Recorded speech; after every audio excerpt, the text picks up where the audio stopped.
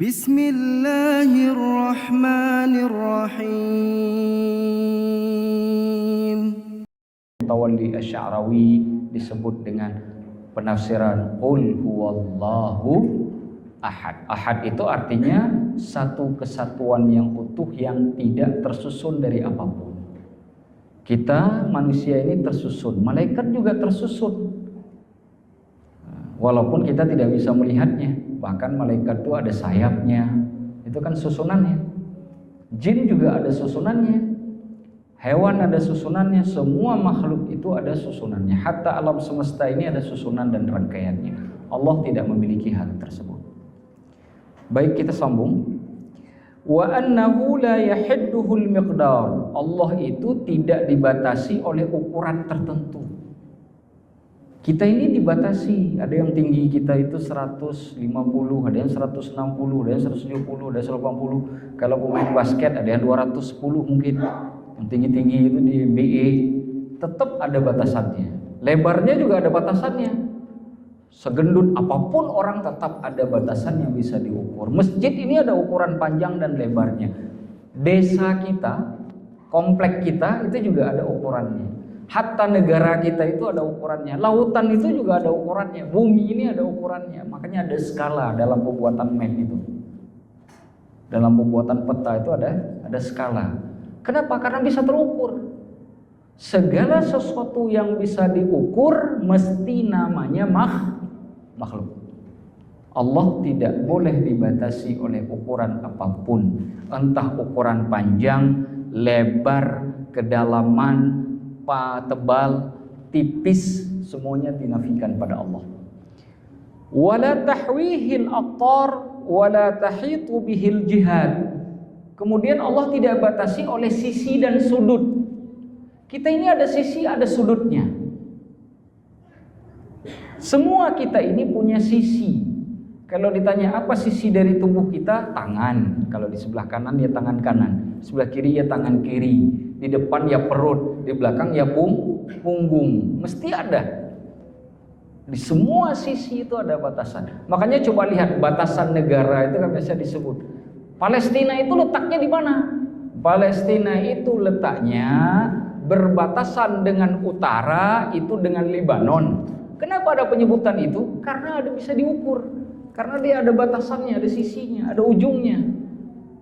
Selalu seperti itu. Nah, Allah terlepas dari hal itu. Wala taktanifuhul aradun walas samawat. Allah itu juga tidak bisa dicakupi oleh langit dan bumi. Kan itu ada hadis yang mengatakan Allah itu turun ke langit pertama di sepertiga malam. Itu turun seperti apa? Turun kayak orang turun tangga. Allah tiba-tiba ada di langit ke-1. Lalu Allah duduk di langit 1 seperti orang duduk di kursi. Subhanallah. Kalau kita memahami seperti itu, maka Allah butuh kepada tempat. Makanya Allah tidak dilingkupi oleh langit dan bumi. Kenapa? Karena langit dan bumi itu makhluk. Setiap makhluk tidak bisa menjangkau Allah. Makanya ada yang mengatakan Rasulullah pada Isra Mi'raj itu melihat Allah dengan mata telanjang atau bukan? Ditanya kepada Sayyidah Aisyah pertanyaan itu. Sayyidah Aisyah dalam hadis Imam Muslim mengatakan bahwa yang dilihat oleh Allah, oleh Rasulullah itu adalah nur, cahaya. Kenapa? Karena gambarannya tidak akan mungkin sanggup ditahan oleh mata yang fana ini. Nabi Musa juga minta kan pada saat terima wahyu di Bukit Tursina, minta melihat Allah. Allah bilang nggak sanggup, wahai Musa. Tapi bersikeras ingin melihat Allah. Baru terlihat nurnya Allah, gunungnya sudah hancur, Nabi Musanya pingsan. Tapi ada tapinya nih. Bagi siapapun yang menjadi ahli surga, mazhab ahlu sunnah wal jamaah, tidak ada perbedaan dalam hal ini, akan melihat Allah nanti di surga. Melihatnya bagaimana? Dengan mata telanjang. Melihat Allah. akan dapat melihat Allah. Sehingga ada yang mengatakan bahwa kenikmatan surga yang indah itu, yang luar biasa itu tidak lagi menjadi indah dan luar biasa ketika kita dapat melihat Allah. Karena semua keindahan surga menjadi kalah dengan indahnya Allah. Maka ada di kalangan para ulama tasawuf itu sampai dia mengatakan bahwa aku bukan rindu kepada surga, aku bukan rindu pada kenikmatannya, aku rindu kepada Allah. Kenapa dia mengatakan bahasa itu? Karena dia sedang memberikan pemahaman kepada kita bahwa melihat Allah jauh lebih enak, jauh lebih luar biasa, jauh lebih istimewa, jauh lebih mengasihkan daripada semua kenikmatan di dalam surga. Saat itu.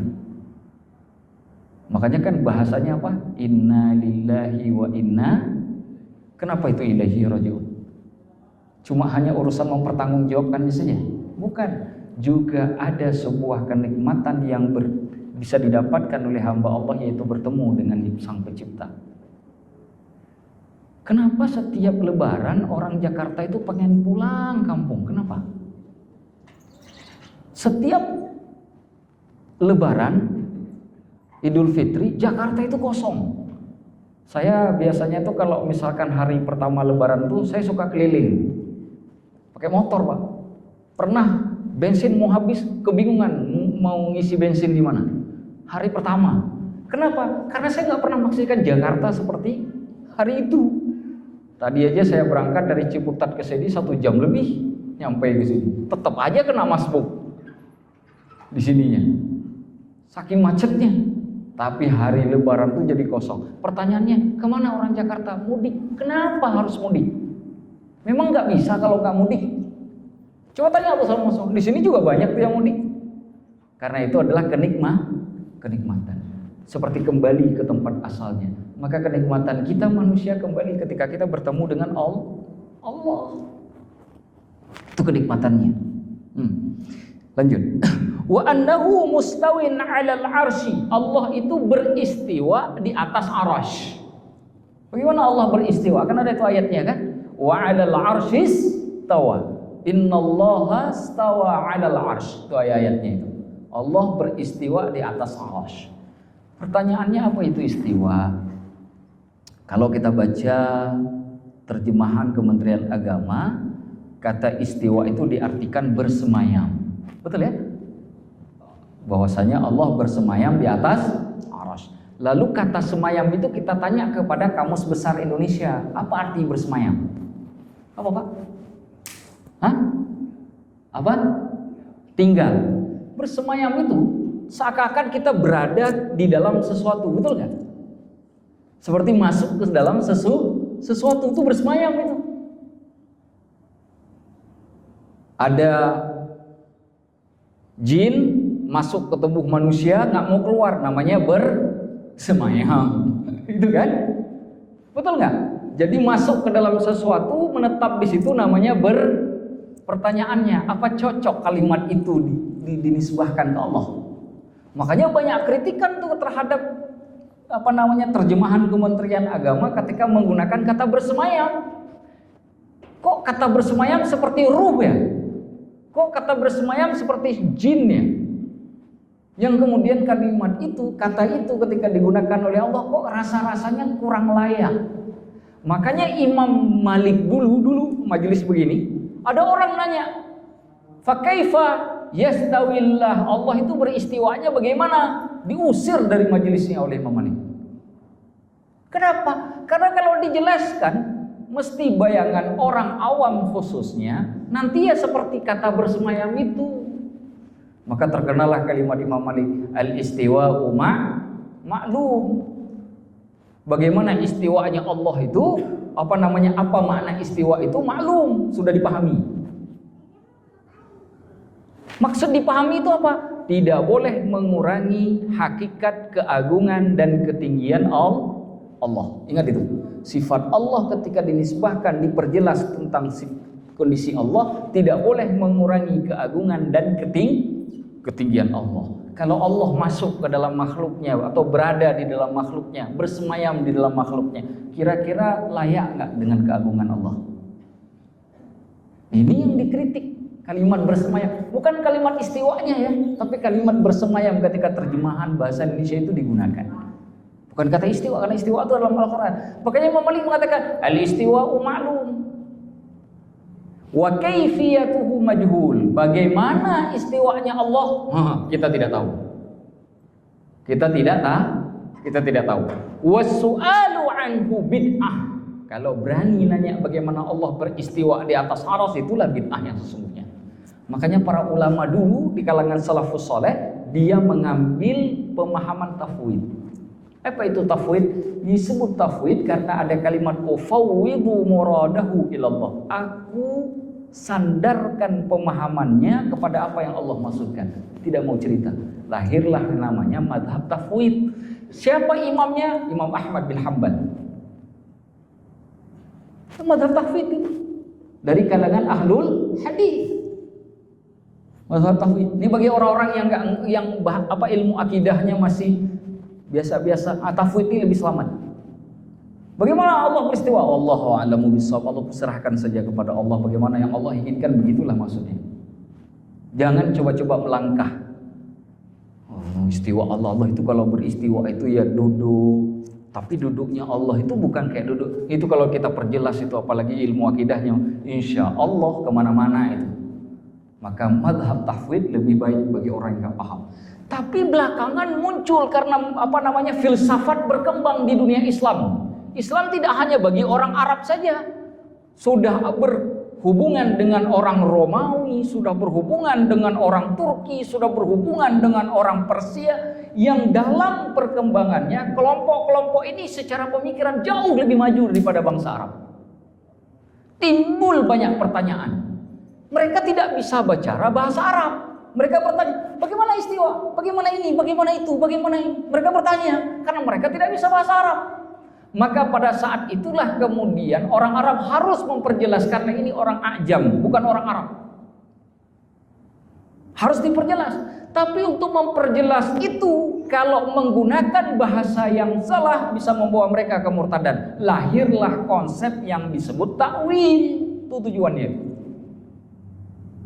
Yang dimotori, kalau yang sekarang yang paling terkenal oleh Abu Mansur Al-Maturidi dan Abul Hasan Al-Asy'ari. Begitu. Kenapa muncul takwil? Karena pada saat yang bersamaan Mu'tazilah juga makin kencang berkembang. Mu'tazilah mengandalkan otak. Kata Mu'tazilah, tidak ada perbuatan manusia ini yang diciptakan oleh Allah. Manusia sendiri yang menciptakannya. Saya tadi pergi ke masjid dari rumah, itu perbuatan yang saya ciptakan sendiri. Jadi kita dalam pemahaman Mu'tazilah sudah menciptakan perbuatan kita sendiri. Itu kata Mu'tazilah. Mereka sudah mengatakan menggunakan otak. Al-Quran itu makhluk, kata mereka. Kenapa? Karena Al-Quran sebelumnya tidak ada. Begitu sudah ada, diturunkan. Mereka sudah pakai otak itu. Maka untuk menjawab Mu'tazilah, kemudian lahir juga Syiah, ada lagi Khawarij, ada lagi Murji'ah. Maka mesti sekarang perdebatannya tidak cukup dengan tafwid. Sekarang datang orang dari barat, misionaris datang untuk merusak Islam, misalkan ingin mengkristenisasi misalkan di masyarakat kita. Apa kita mau menggunakan mazhab tafwid? Wallahu a'lamu bishawab. Mesti harus dijawab kan? Untuk membentengi umat. Ini yang dilakukan masa itu. Maka saat itulah lahir untuk menjawab pertanyaan-pertanyaan itu. Lahirlah takwil. Apa takwil pada kata istiwa? Supaya untuk menghilangkan, supaya Allah tidak disandarkan atau disamakan dengan makhluk, mereka mengatakan al-istiwa laisa bil makan walakinnahu bil makanah. Istiwa itu bukan hubungannya dengan tempat, tapi hubungannya dengan derajat. Itu tuh awalnya itu. Jadi ketika dikatakan Allah alal arsy istawa, Allah beristiwa di atas arsy, itu bukan berhubungan dengan tempat, tapi berhubungan dengan kedudukan, bukan makan tapi makanah. Itu. Maka dari situlah kemudian karena merujuk kepada posisi bukan kepada tempat, maka diartikan Allah itu istaula alal arsy. Allah lah yang menguasai arsy. Untuk menghindari dari pengaruh filsafat yang sangat kuat. Kalau cuma wallahu alam menggunakan mazhab tafwid yang dari kalangan salafus saleh, mereka tidak akan diam karena Mu'tazilah itu kencang bener. Mu'tazilah itu nggak sholat satu kali itu dalam neraka selama-lamanya, Pak. Nggak keluar-keluar, hanya satu kali tinggal sholat itu dalam neraka selama-lamanya. nggak puasa 1 hari selama-lamanya dalam neraka karena melakukan dosa besar. Di dalam pemahaman Mu'tazilah itu berada di dalam neraka selama-lamanya dihukum murtad. Kita Ahlus Sunnah tidak mengatakan orang yang melakukan maksiat atau dosa besar itu murtad atau kafir. Mu'tazilah mengatakan kafir. Kan kacau. Kemudian kalau yang melakukan dosa bagaimana? Kayak anak kecil. Dosa kagak ada, pahalanya kagak ada. Anak kecil kan? Ini baru lahir nih, dosanya belum ada, dosa belum. Nggak ada dosa, oh berarti ke surga. Tapi nggak ada pahala, bagaimana dia ke surga? Ini ke surga nggak, ke neraka nggak? Pakai logika. Dia katakan, berarti tempatnya berada di antara dua tempat. Lahir konsep al-manzilatu bainal manzilatain di kalangan Mu'tazilah. Oh, nih bayi ini kalau mati waktu kecil karena belum dapat pahala, belum dapat dosa, maka tempatnya nggak ke surga, nggak ke neraka. Di mana? Di tengah-tengah di antara keduanya. Tempatnya seperti apa? Pokoknya di tengah-tengah. Itu konsep filsafat Mu'tazilah. Maka harus ada yang lawan konsep ini, nggak bisa pakai wallahu a'lamu bishawab. Hari ini juga di Indonesia tuh ada tuh liberalisasi, sekularisasi, bener kan?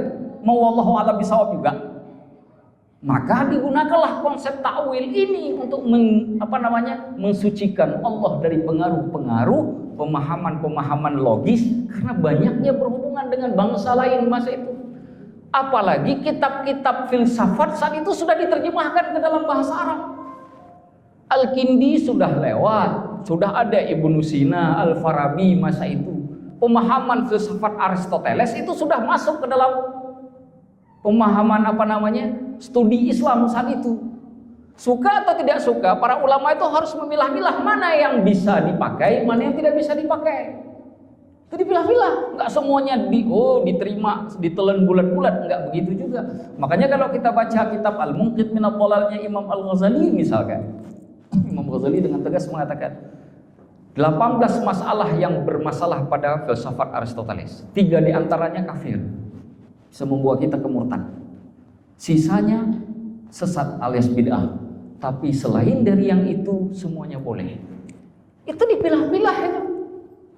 Kenapa dipilah-pilah? Untuk melihat apakah ada kesesuaian dengan Islam atau tidak.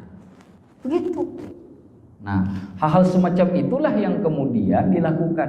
Nah, sekarang terjadi perdebatan di dunia muslim saat ini. Antara yang menolak takwil 100%. Kan menolak, ada yang menolak takwil. Sehingga lahirlah 3 golongan hari ini.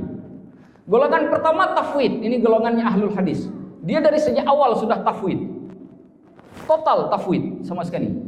Tafwid, misalkan dikatakan yadullahi fauqa aydihim, tangan Allah itu di atas tangan-tangan mereka. Itu sudah ditafwid. Dari sejak awal ditafwid. Kemudian lahir kelompok takwil dari kalangan Asy'ari dan Maturidi. Kalimat itu diubah maknanya dengan makna kiasan, majaz. Dengan makna majazi. Saya katakan Anda ini bagaikan singa padang pasir. Itu apa beneran singa atau bukan?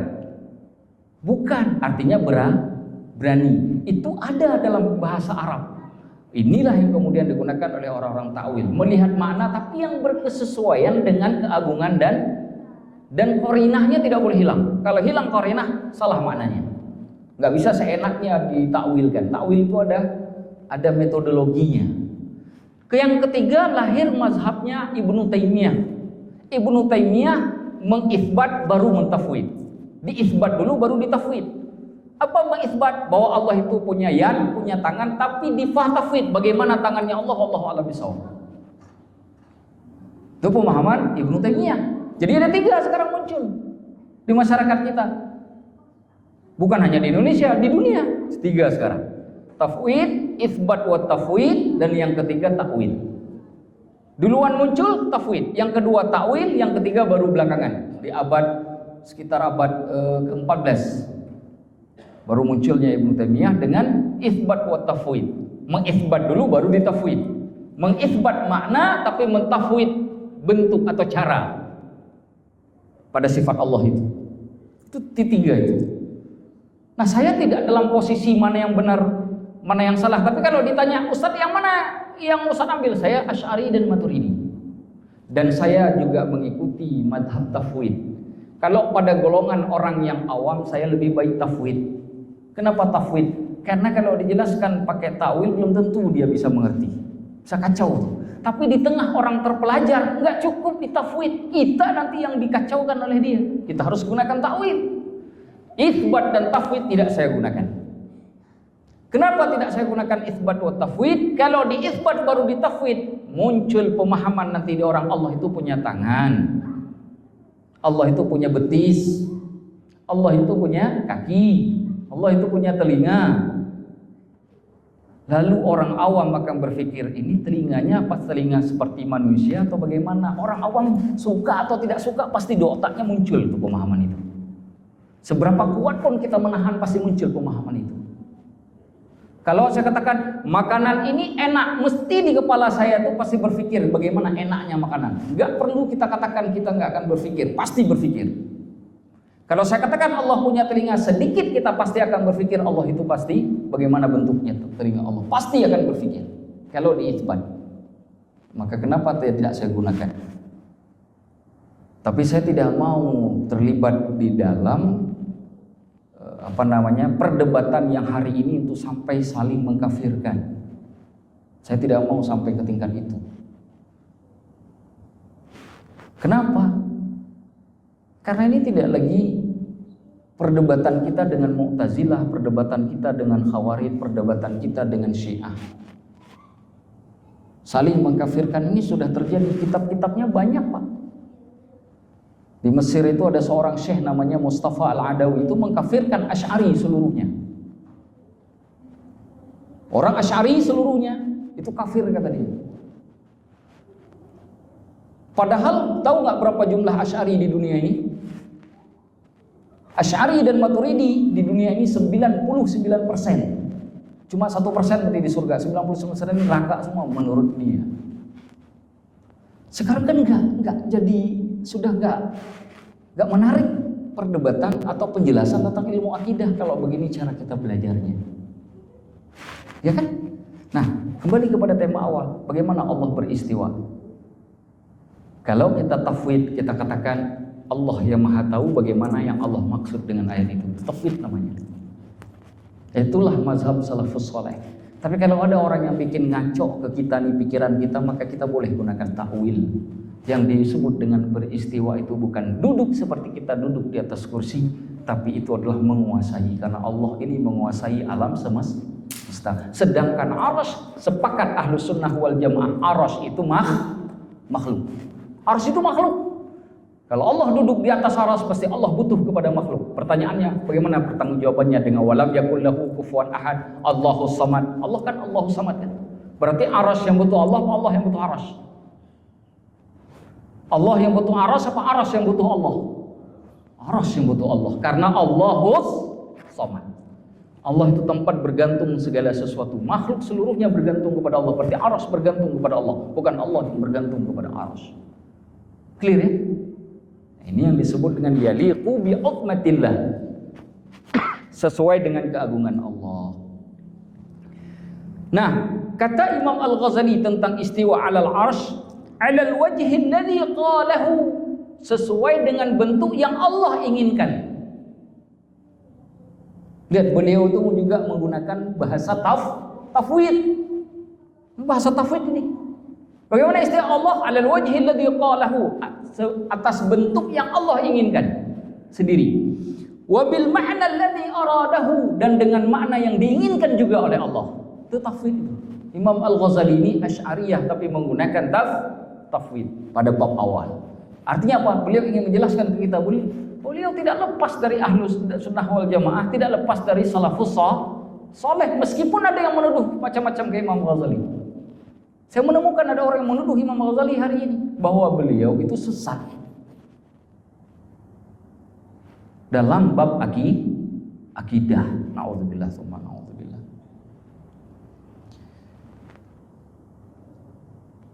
Istiwaan munazzahan. Istiwanya Allah itu suci, anil mamasah, daripada sentuhan. Nih kalau saya duduk di atas ini, meja ini, saya pasti bersentuh pinggul saya dengan meja ini, betul. Kata beliau, istiwanya Allah munazzah anil mamazah. Harus suci dari persentuhan, karena Allah itu khaliq, arsy itu makhluk. Wal istiqrar, menetap. Seperti saya menetap di atas kursi, seperti saya menetap di dalam rumah. Harus disucikan, tidak boleh dibayangkan seperti itu. Seperti singgasananya seorang raja yang duduk dengan gagahnya. Enggak, Allah tidak seperti itu. Karena Allah tidak butuh kegagahan seperti itu. Karena Allah Maha Agung, bukan agung saja. Allah bukan hanya agung, tapi Maha Agung. Disebut Maha artinya tidak ada yang lebih agung daripada Allah. Wat tamakkun wal hulul, juga tidak boleh berada di dalam bersatu. Seperti ruh yang masuk ke tubuh, seperti jin yang masuk ke tubuh manusia, nggak boleh bersatu. Kan ada yang namanya sekarang, kalau dulu di sini apa berkembang manunggaling kaulah gusti gitu ya. Ada pemahaman, dan sekarang itu ada Pak, pemahaman tasawuf kejawen itu yang menganggap dia tidak perlu sholat lagi karena Allah sudah ada dalam dirinya. Karena Allah sudah berada dalam dirinya, Allah tidak butuh kepada sholat, maka dia tidak perlu sholat. Itu kalau zaman Imam Syafi'i, insya Allah itu selesai hidupnya itu orang. Kalau zaman Imam Syafi'i. Kenapa? Karena dalam mazhab Syafi'i itu keras. Dalam bab itu ketat sekali. Apa kata Imam Syafi'i? Orang yang tidak sholat ya dibunuh. Orang tidak sholat dibunuh. Tapi kata Imam Hanafi, tidak langsung dibunuh, ditangkap dan dipenjarakan, lalu disuruh taubat, baru dilepas kalau sudah taubat. Nah belakangan para ulama mazhab Syafi'i semisal Imam Nawawi juga mengatakan hal yang sama, ditangkap dulu, dimasukkan ke penjara, disuruh taubat, kalau nggak mau baru dieksekusi. Sampai segitu kerasnya itu ketat sekali mazhab Syafi'i itu dalam bab itu. Sehingga nggak main-main.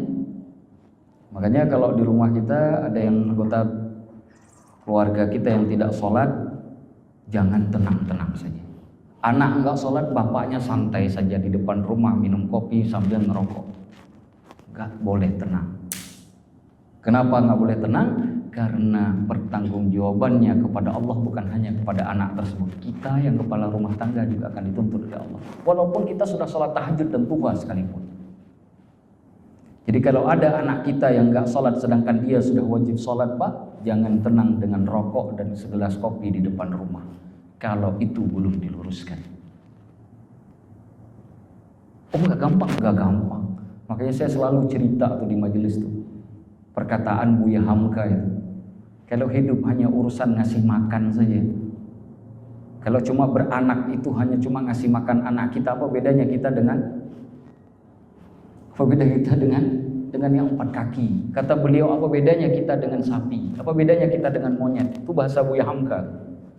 Bukan bahasa saya. Apa bedanya kita dengan sapi, kata Buya Hamka. Dengan monyet, kata Buya Hamka. Karena monyet nggak nyuruh anaknya sholat, dia cukup ngasih makan saja. Apa bedanya kita dengan monyet? Apa bedanya kita dengan sapi? Kalau kita memang sapi ini sebentar lagi kurban. Kita bismillah kan? Iya kan? Nah itu. Maka jangan hati-hati. Itu tanggung jawab yang melekat.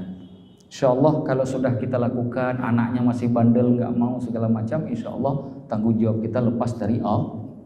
Karena kita sudah melakukan kewajiban kita. Tapi kalau tidak melakukan, ini yang jadi masalah. Yang terlalu berat. Wal intiqal, tidak boleh Allah itu berpindah dari satu tempat ke tempat yang lain. Allah itu berpindah-pindah seperti kita berpindah-pindah. Tidak boleh. Makanya tidak dipahami turunnya Allah ke langit yang pertama di sepertiga malam itu seperti perpindahan saya dari Ciputat ke Pondok Bambu. Bukan begitu. Karena Allah tidak butuh berpindah-pindah. Kalau Allah butuh berpindah-pindah untuk supaya bisa menjangkau hambanya, maka ada doa di antara kita ini yang tidak didengar oleh Allah. Kenapa? Karena terlalu bising. Ada beberapa orang nih di bumi ini yang berdoa nih, ada nggak doa yang nggak didengar Allah? Sedangkan Allah Maha Agung, pasti doanya didengar. Maka kalau Allah doanya didengar, Allah nggak butuh untuk berpindah untuk menjangkau hambanya. Yang butuh berpindah agar kita bisa menjangkau Allah itu adalah kita ini.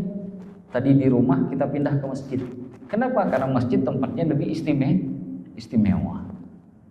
Dari Indonesia kita pindah ke Mekah untuk umroh atau haji. Kenapa? Karena berdoa di samping Ka'bah lebih istimewa. Perpindahan itu di kita, bukan di Allah. Wala yahmiluhul arsy. Allah tidak ditopang oleh arsy. Tidak ditopang oleh arsy. Karena kalau ditopang oleh arsy, maka Allah butuh kepada makhluk. Maka kata istiwa itu harus dinafikan untuk hal yang semua itu, supaya Allah itu tetap agung. Kembali kepada tema kita minggu yang lalu, apapun yang kita pikirkan tentang Allah, Allah adalah sebaliknya. Karena kita hanya berbicara kepada Allah sesuai dengan kelayakannya. Keagungannya Allah, ketinggian Allah, tidak boleh yang lain. Balil arsyu wa hamalathu mahmuluna bilutfi qudrati. Bahkan arsy itu ditopang, diangkat oleh malaikat-malaikat yang mengangkatnya dengan kelembutan kemampuan yang Allah berikan. Wa maqhuruna fi qabdatihi, sedangkan para malaikat ini berada dalam kekuasaannya Allah. Jadi para malaikat itulah yang menopang arsy. Arsy itu Pak, ada yang megang. Disebut dengan malaikatul arsy. Malaikatul arsy itu ada berapa? Ada berapa malaikat yang ngangkat arsy itu? Ada berapa, Pak? Ada 8 samaniyah di surah Al-Haqqah. Ada 8 yang menopang arsy itu. Dan kata Rasulullah dalam hadis yang sahih, malaikat terbesar itu malaikat yang mengangkat arsy. Itu malaikat paling gede. Malaikat Jibril itu masih kecil. Malaikat Jibril itu masih kecil. Lalu saya teringat dengan hadis ketika turunnya surah Al-Duha. Ketika pada periode-periode awal, kan Rasulullah itu sempat 1 bulan, ada riwayat mengatakan 2 bulan itu putus wahyu.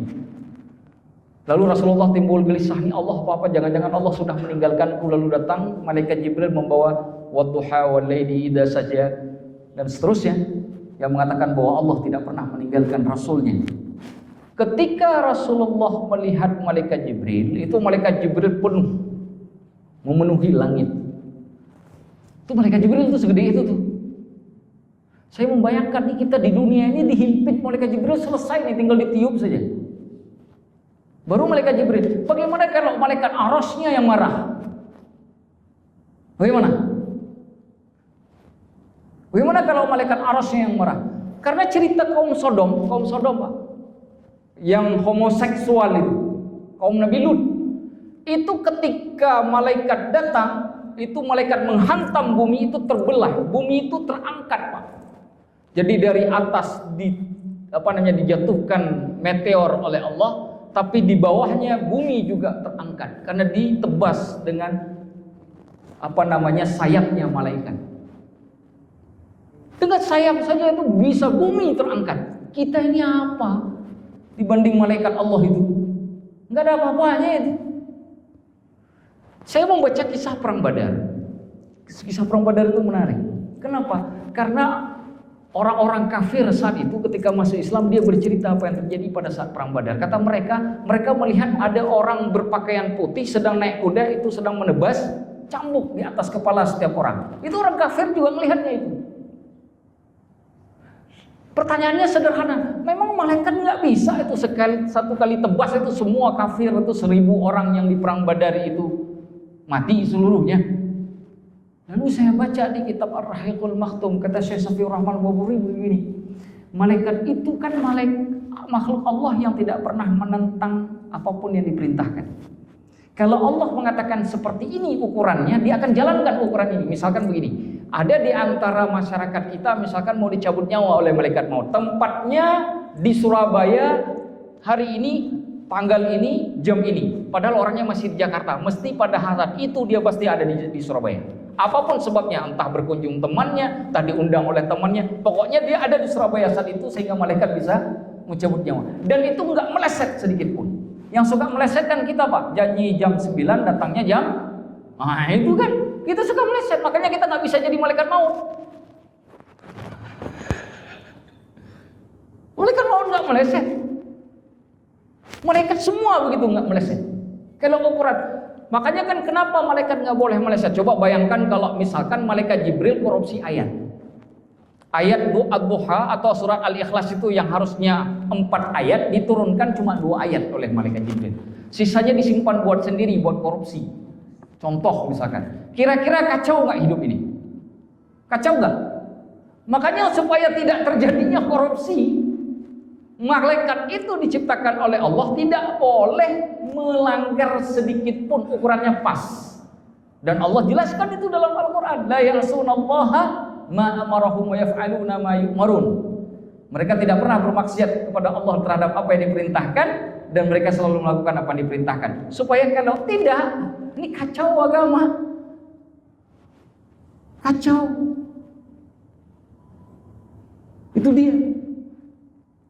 Dan yang luar biasa malaikat Israfil itu di kitab Nurul Balam itu disebutkan. Malaikat Israfil itu malaikat yang sangat gembira, yang peniup sangkakala. Itu termasuk malaikat yang penggembira. Tapi sejak Allah menciptakan neraka, dia hilang kegembiraannya. Malaikat Israfil. Saya membayangkan begini, itu kan malaikat gak pernah bermaksiat kepada Allah, kenapa hilang kegembiraannya? Sejak Allah menciptakan neraka. Kalau bukan karena ketakutannya dengan hukuman Allah. Kita yang ditindih oleh malaikat satu dunia ini selesai, gak ada takut-takutnya. Korupsi masih jalan hari ini, ya kan? Kedip-kedip mata dianggap di dewan, di DPR masih jalan sampai hari ini. Kong kali kong oligarki dengan kekuasaan masih jalan hari ini, gak ada takut-takutnya. Tuh malaikat Israfil gak bisa senyum lihat malaikat diciptakan. Kita mah santai saja. Allahu Akbar di masjid. Santai ngopi ya. Santai kita ngopi. Allah juga tahu kok kita hambanya, ntar kita minta ampun pasti diampuni. Santai betul kita ya Allah. Dalam bahasa yang sederhana, bahwa sifat malaikat ini juga wajib sedikit demi sedikit kita tiru. Wajib kita tiru. Supaya kita bisa menjadi makhluk yang istimewa. Begitu tuh. Dalam bahasa yang sederhana, bahwa dalam tatanan makhluk semuanya tidak ada yang sempurna pada dasarnya. Hanya saja para malaikat ini dalam ketidaksempurnaannya Allah takdirkan tidak bisa melanggar sedikit pun perintah Allah. Sampai terjadinya kasus Harut dan Marut. Pernah dengar Pak kasus malaikat Harut dan Marut itu? Wattaba'u ma tatlu syayatin 'ala mulki Sulaiman wa ma kafara Sulaiman walakinna syayatin kafaru yu'allimuna an-nasa as-sihra dan seterusnya. Wa ma unzila 'alal malakaini bi Babil Harut wa Marut. Apa yang diturunkan oleh Allah kepada 2 malaikat yang bernama Harut dan Marut di Babila, yang tempatnya ada di Babilonia. Jadi dulu di Babilonia, di Irak itu Allah turunkan 2 malaikat Harut dan Marut. Memang banyak cerita Israiliyat tentang Harut dan Marut. Intinya Harut Marut itu salah satunya adalah di mana manusia kemudian mengetahui tentang sihir, itu belajarnya dari mereka. Kenapa begitu? Karena mereka sebenarnya tidak ingin mengajarkan, karena mereka ingin mengajarkan sebagai kebaikan. Oleh manusia digunakan itu untuk keburukan. Makanya ada orang sekarang misalkan diberikan oleh Allah sedikit kelebihan. Misalkan kelebihan, tiba-tiba bisa mengetahui rahasia orang. Ada kan yang model begitu Pak? Tiba-tiba ngebongkar satu kecamatan. Oh, aku tahu nih orang ini begini. Itu digunakan untuk hal yang buruk. Itu terjadi. Wa ma unzila 'alal malakaini bi Babil Harut wa Marut. Itu terjadi. Memang ada cerita nanti bahwa Harut Marut ini dikasih nafsu oleh Allah sebagai ujian untuk memperlihatkan bagaimana ujian yang diberikan oleh Allah kepada manusia dan seterusnya. Tapi saya mau cerita itu. Intinya adalah tidak ada makhluk yang sempurna kecuali malaikat yang memang diberi batasan oleh Allah untuk melakukan hal yang tidak bisa melanggar perintah Allah. Itu tentunya. Yang lain semuanya punya keterbatasan. Karena punya keterbatasan tidak layak untuk disandingkan dengan Allah. Clear sampai di sini Pak ya? Tidak disandingkan Allah. Saya kira itu saja untuk malam ini. Wallahu a'lamu bissawab. Semoga ini bermanfaat. Dan ini dibahas dalam kitab-kitab banyak. Salah satu kitabnya adalah kitab Ummul Barahin karangan Imam As-Sanusi. juga kitab Al-Bahiyah Al-Kharidah karangan Imam Ad-Dardir dan lain-lainnya. Apa yang sudah kita bahas tadi yang insya Allah juga merupakan materi yang kami pelajari dulu di Al-Azhar Syarif dalam bab akidah. Saya akhiri sampai di sini. Hadanallahu wa yakum ajma'in. Aqulu qawli hadza wa astaghfirullahal azim. Wassalamualaikum warahmatullahi wabarakatuh. فبأي آلاء ربكما تكذبان